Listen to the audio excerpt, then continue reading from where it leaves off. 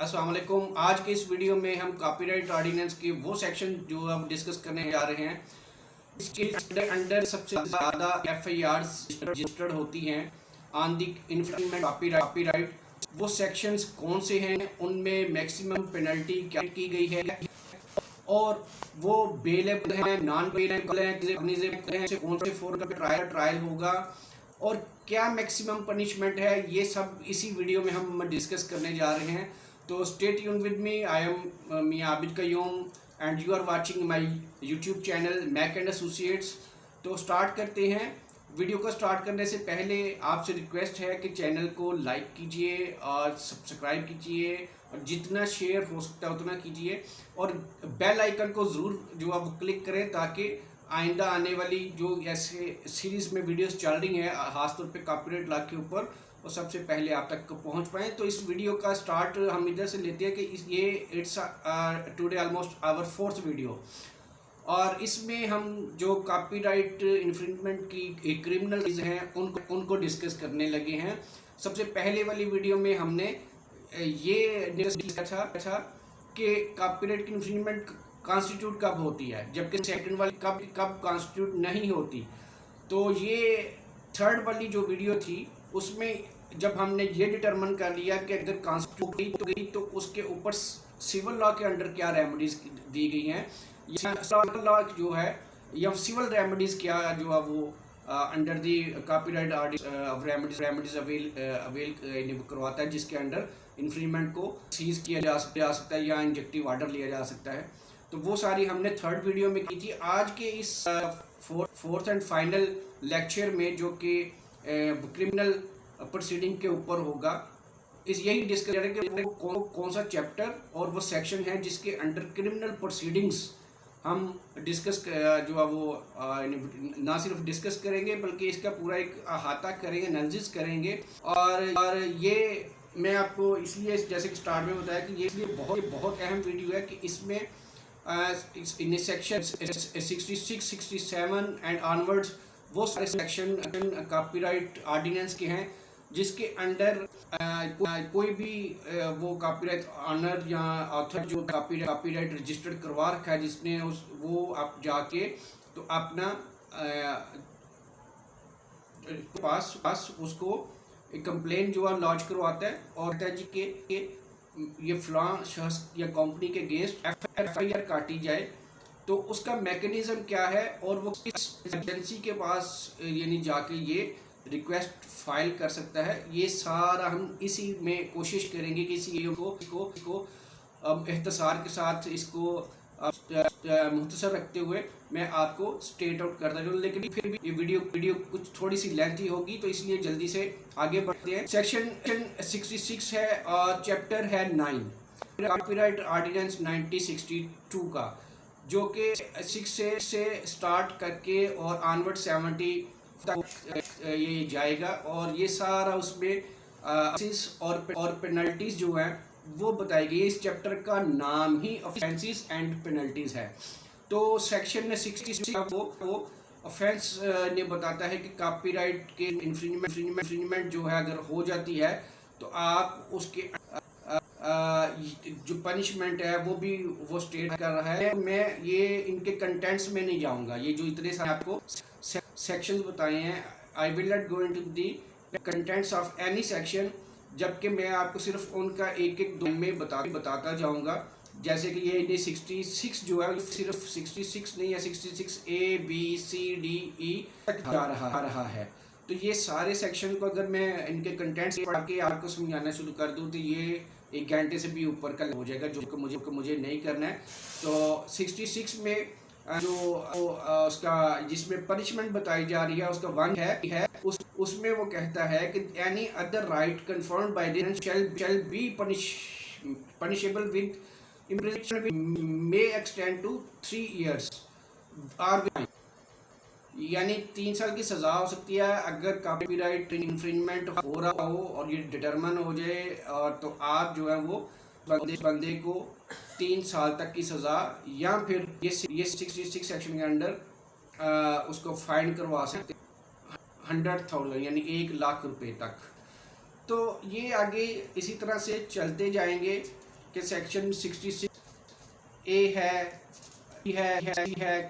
किसी पे literary work पे के ऊपर जो है वो वायलेशन है, कहाँ पे किसी पे जो है वो कहीं पे सिनेमाटोग्राफिक वर्क पे है, कहीं पे आर्टिस्टिक वर्क की वायलेशन है, कहीं पे रिकॉर्ड्स और म्यूजिकल वर्ड की वायलेशन होने के ऊपर कोई सेक्शन अट्रैक्ट होगा। तो मुख्तलिफ सेक्शन और पेनल्टी, लेकिन जो में वाली चीज़ है, जो इनमें सबसे अहम चीज़ है कि सब सेक्शन सॉरी एक सिंगल सेक्शन के जिसमें डबल हो जाती है, वो मैं आपको एंड पे बताऊंगा। बाकी ये जितने भी सेक्शन हैं, मैंने 6 से लेके 66 A B C E तक पढ़ा और आगे 67 है, 8 है and so on up to section 70 तक है, 71 तक। इन सब में जो चीज़ कॉमन है वो ये है, अगर वो इन्फ्रिंजमेंट जो है वो जाती है और कट जाती है और बाद में लेटर ऑन वो कन्विक्शन भी हो जाती है। मैक्सिमम हो सकता है साथ वो अप टू 1 लाख तक होगा। ये कॉमन चीज़ है, इट्स अ वेरी इंटरेस्टिंग, ये नहायत इम्पॉर्टेंट भी है। इससे ज़्यादा पनिशमेंट कॉपीराइट लॉ में नहीं है। 3 ईयर से ज़्यादा की सही नहीं जा सकती, 1 लाख से ज़्यादा का फाइन नहीं किया जा सकता, सिवाय एक जिनमें जहाँ पे वो फाइन जो है वो डबल हो सकता है, वो मैं आगे जाके बताता हूँ। तो ये मैक्सिमम 3 साल की सज़ा है। अच्छा, अब ये दोनों भी हो सकती है और फाइन भी हो सकता है, या सिर्फ जस्ट फाइन हो सकता है या सिर्फ just punishment, the discretion of the court. अब वो फोरम कौन सा होगा? लॉ में ये चूंकि पुराना लॉ है 1962 का, इसमें इंपीरियल कोर्ट का बार बार जिक्र है। आगे जाके एक्शन में आपको बताता हूँ कि उसमें उन्होंने कहा जी कि ये मैजिस्ट्रेट कोर्ट में बेल या मैजिस्ट्रेट कोर्ट में जो है वो इसका चलान वगैरह जाएगा। अब ऐसा हरगिज़ नहीं है। लॉ को चूँकि वो पुराना है, उसमें अमेंडमेंट इसमें नहीं हुई, चूँकि इंटेलेक्चुअल प्रॉपर्टी एक्ट आ गया हुआ है 2012 का। उसमें ये चीज़ें डिटरमिन कर दी गई कि जो फोरम होगा वो IP tribunal, intellectual property tribunal होगा। जो मैंने पढ़ी बहुत सारी अदर वीडियोस में ये स्टेट कर रखा है कि there are 4 tribunals in the country, जो कि द फोर्सेस और पे कॉपीराइट का या ट्रेडमार्क या इंटेलेक्चुअल प्रॉपर्टी का कोई भी including copyright, trademark, design, industrial design, graphical indication, circuits, ये वो ब्ला ब्ला ब्ला, वो भी इशू जो है वो एक ही फोरम जो है इंटेलेक्चुअल प्रॉपर्टी, वहीं पे आप अपना मामला लेके जाएंगे। बट पहले एक और अहम चीज़, जहाँ पे आपने पुलिस को इन्वॉल्व करना है, FIA को इन्वॉल्व करना है, यहाँ पे मैं आपको पुलिस या FIA को इन्वॉल्व करना देने से पहले ये बता दूं कि अंडर द लॉ जो FIR है वो ना भी FIA की जुरिस्डिक्शन इन्वोक होती है और ये पुलिस करती है। FIA एजेंसी जो हमारी फेडरल इन्वेस्टिगेशन एजेंसी है वो इसका कॉग्निजेंस लेती है। जैसे कि वीडियो के स्टार्ट में मैंने बताया कौन सी एजेंसी होगी, तो वो जनाब FIA जो है वो इसकी कॉग्निजेंस लेगी, वही FIR दर्ज करेगी अगर कॉग्निजेबल ऑफेंस मेड आउट होगा तो। अच्छा, अब ये मैंने फोरम भी बता दिया, कौन सी एजेंसी कॉग्निजेंस लेगी वो भी मैंने आपको बता दिया है। अब आगे ये मैं आपको बताना चाहूँ कि इसके अंडर जो पनिशमेंट्स है वो भी मैंने मैक्सिमम बता दी। अब ये सारे के सारे ऑफेंसेस जो हैं वो कॉग्निजेबल हैं और ये सारे जो ऑफेंसेस हैं ये नॉन बेलेबल है। ये कहाँ पे लिखा है? अगर मैं आपको अकॉर्डिंग टू लॉ बताऊं तो ये सेक्शन बनता है जनाब 74 और 74 का सब है जो कि ये स्टेट करता है कि all the offences under this will be cognizable and non bailable, यानी वो कॉग्निजेबल बाय द पुलिस या होंगे और वो नॉन होंगे। ये लहदा बात है कि मोस्टली केसेस में कमज़ोर केस होते हैं तो उनमें बेल फिर भी हो जाती है। अच्छा, अब हम सेक्शन 60 को तो लेके ऑनवर्ड आगे 60 तक और फिर आगे अब 67 है। ये जो सेक्शन है 66 और 67 ये मोस्टली में ये इकट्ठे ही फार्मूलेट या एक ही अरेक्ट होते हैं, एक ही FIR। तो 66 और 67 इकट्ठे अट्रैक्ट हो रहे होते हैं कि 66 में तो मोस्टली जो पनिशमेंट है वो सिक्के सारे A से लेके E तक में आ जाते हैं। और 67 में वो कहता है कि possession of plates for purpose of making infringing, कि वो जो रिकवरी होती है या जो वो की जाती है, पुलिस जाके जब एक जगह पे करते हैं तो उस रेड में रिकवरी करते हैं वो मोस्टली इन गुड होती हैं जो कि ये साबित करती हैं वो ये ज़रूरत है। अदरवाइज तो वो कॉन्स्टिट्यूट ही नहीं ना, अगर आप रिकवरी नहीं करते, रिकवरी करेंगे तो फिर ही पता चलेगा कि ये इन्फ्रिंज गुड्स, वो अगर जो यानी जिस तरह का कॉपीराइट वर्क होगा उस तरह की इन्फ्रिंज गुड्स मिलेंगी। तो इसलिए 67 आज देख लेते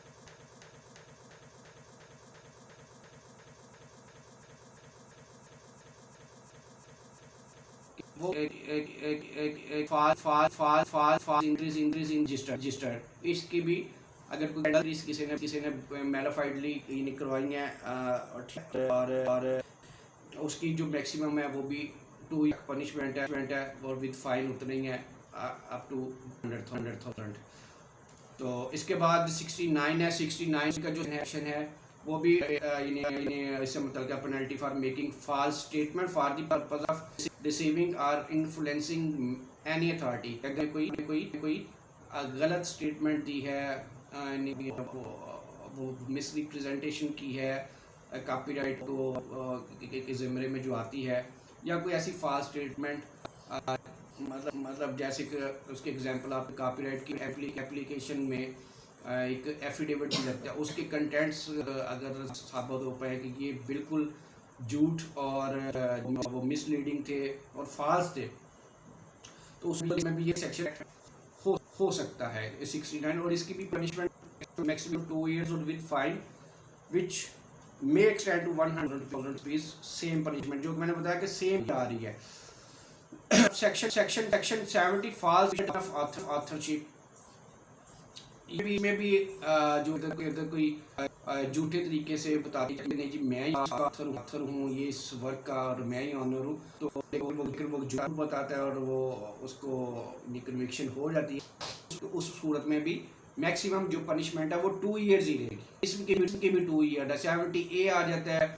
ए भी बहुत इंपॉर्टेंट है सेंस में कि इसमें सेक्शन 57। अब 57A में पीछे लेके जाओ तो मोस्टली ये कि कॉपीराइट की इन्फ्रिंजमेंट है अगर वो जिसमें कॉन्स्टिट्यूट में है लेक्चर में आपको बताई थी, तो वो अगर प्रूव होती है तो की भी मैक्सिमम पनिशमेंट 3 years है और 100,000 रुपीज फाइन हो सकता है। अब ये आप टू है मैक्सिमम, यानी मैं बता रहा हूँ मिनिमम इससे वो 5,000 10,000 2,000 6 महीने 3 महीने की कैद भी हो सकती है।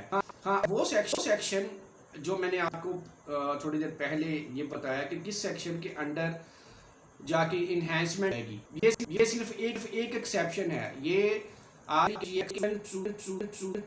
Other section which I have stated now कि वो जो जिस सब में ये पेनल्टी है वो इतनी पेनल्टी है वो फलान करे तो फलान, तो उस सब में अप टू 100,000 तक, जबकि ये 70B जो है 70 पेनल्टी को और किस सूरत में इन्हेंस कर रहा है, वो उस सूरत में क्या करता है एक शख्स या एक कंपनी है वो पहले कन्विक्ट हो जाती है, उसके ऊपर जो है वो प्रूव हो चुका है कि उसने A की B की या किसी के भी इन्फ्रिंजमेंट की और वो प्रूव हो गया और वो उसको हो चुका है। वो अब दोबारा वो वही और की उसी पहले वाले किसी की करता है या किसी और की करता है और दोबारा वो उसको पकड़ लिया जाता है और वो ट्रायल का कन्विक्ट किया जाता है। तो उसमें उसकी जो पनिशमेंट है वो इन्हेंस हो सकती है और फाइन की हद तक फाइन की हद तक मैं कह रहा हूँ उसे जो है वो कन्फाइनमेंट के लिए नहीं कह रहा, जो है वो होगी डबल हो जाएगी, यानी 200,000 तक हो सकता है उसका फाइन। 200,000 यानी 100,000 की जगह रिप्लेस हो जाएगा, उसको पड़ा जाएगा 200। तो ये सिर्फ एक्शन है कि जो यहाँ पे आके आपकी कॉपीराइट की जो क्रिमिनल रेमेडीज में जो पनिशमेंट है मैक्सिमम वो इस फाइन की सूरत में इन्हेंस हो जाती है, सिर्फ इस एक से। बाकी में कहीं पे नहीं, वो बाकी साल में किसी में 2 साल, किसी में 3 साल, ये मैक्सिमम पनिशमेंट है। अच्छा जी, इसके बाद जो सेक्शन 71 में कि ऑफेंसेस मेड बाय कंपनीज में वो कंपनी इन्फ्रिंजमेंट कर रही है कि डायरेक्टर को भी इन्वॉल्व किया जाएगा, और अगर वो पार्टनरशिप फर्म है तो उसका जो पार्टनर होगा, जो भी पार्टनर्स होगी इन्वॉल्व किया जा सकता है। ये सेक्शन 71 के अंडर आ जाता है। और उसके बाद जो 72 है वो ये बता रहा है कि कॉग्निजेंस ऑफ ऑफेंसेस, वो जो मैं पहले ही बता दिया है कि कौन सा कोर्ट और कौन सी अथॉरिटी, तो भी बता दिया कि FIA होगी, और जो कोर्ट होगा वो इंटेलेक्चुअल प्रॉपर्टी ट्रिब्यूनल होगा। लेकिन इधर के which is a very old 1962 and it's inactive till now. इसका है no court inferior to the of a magistrate of first class shall try any offence under this ordinance. अब इसको इसलिए इस लॉ में तो मैं ये नहीं किया गया, लेकिन चूँकि एक स्पेशल लॉ आ गया हुआ है IPO एक्ट जिसे हम कहते हैं, तो उसके अंदर ये बता दिया गया हुआ कि ये सारे के सारे मामला IP ट्रिब्यूनल में जाएंगे। लिहाजा ये एक किस्म का रिपील्ड हो गया हुआ ये वाला सेक्शन मजिस्ट्रियल कोर्ट में कोई नहीं जाता। ये नहीं कि सिर्फ कॉपीराइट, किसी भी किस्म के इंटेलेक्चुअल प्रॉपर्टी का ऑफेंस जो है वो मजिस्ट्रियल कोर्ट में ट्राई नहीं होता है। तो पहले होते थे, यानी 2012 से पहले हो जाते थे, अब नहीं होते हैं। अच्छा, अब हम ये बात कर लेते हैं इसका जो आखिरी एक्शन है, इन्हें डिस्कस करने लगा कि जो पुलिस यानी पुलिस का वर्ड इसमें हुआ है, जबकि मैंने आपको बताया FIA की जुरिडिक्शन इसमें बनेगी। तो वो ये 74 कहता है कि powers of police to seize infringing copies, dates and recordings equipments, कि वो जो अथॉरिटी जो रेड करेंगे कि वो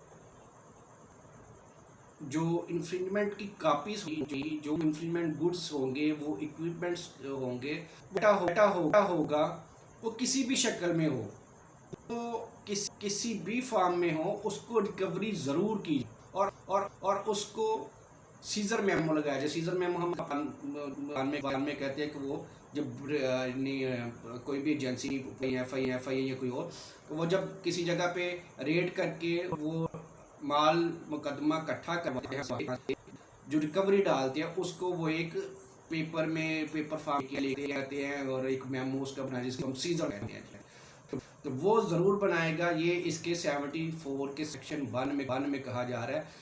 और इसके सबसेक्शन 3 को मैंने आपको ऑलरेडी बताया आपको, उसमें ये लिखा गया है कि जो ये सारे ऑफेंसेस मैंने अभी तक बताए हैं वो सारे कॉग्निजेबल हैं। और दूसरे नंबर यानी कॉग्निजेबल वो होते हैं ये लॉ के स्टूडेंट के लिए और आम लोगों के लिए कि जिसमें आपको वारंट की इशू नहीं होती है। आप कोर्ट से वारंट पहले नहीं लेंगे, फिर होते ही सीधा जाके उस बंदे या एजेंसी को या कंपनी को या जिसके भी खिलाफ है उधर जाएं और जाके बंदे नो। अच्छा, हमारा ये तो मैंने आपको सारा क्रेडिट कर दी कि क्रिमिनल रेमेडीज जो हैं वो भी सारी दी, और जो इसमें मैक्सिमम पनिशमेंट है कौन सी अथॉरिटी होगी। ये वीडियो बहुत कारामद होगी in the sense of knowledge. तो आज का हमारा जी जो लेक्चर सीरीज था सिविल और क्रिमिनल अनकट लॉ वो भी कंप्लीट हो गया है। तो अब हम कोई और सीरीज करेंगे on some other interesting topic of law. तो अगली वीडियो तक इसको लाइक कीजिएगा। कोई क्वेश्चन हो तो उसको ज़रूर अपने कमेंट सेक्शन में आप मेंशन सकते हैं। I will like to answer your request. तो अपना ख्याल रखिएगा। टेक केयर जी।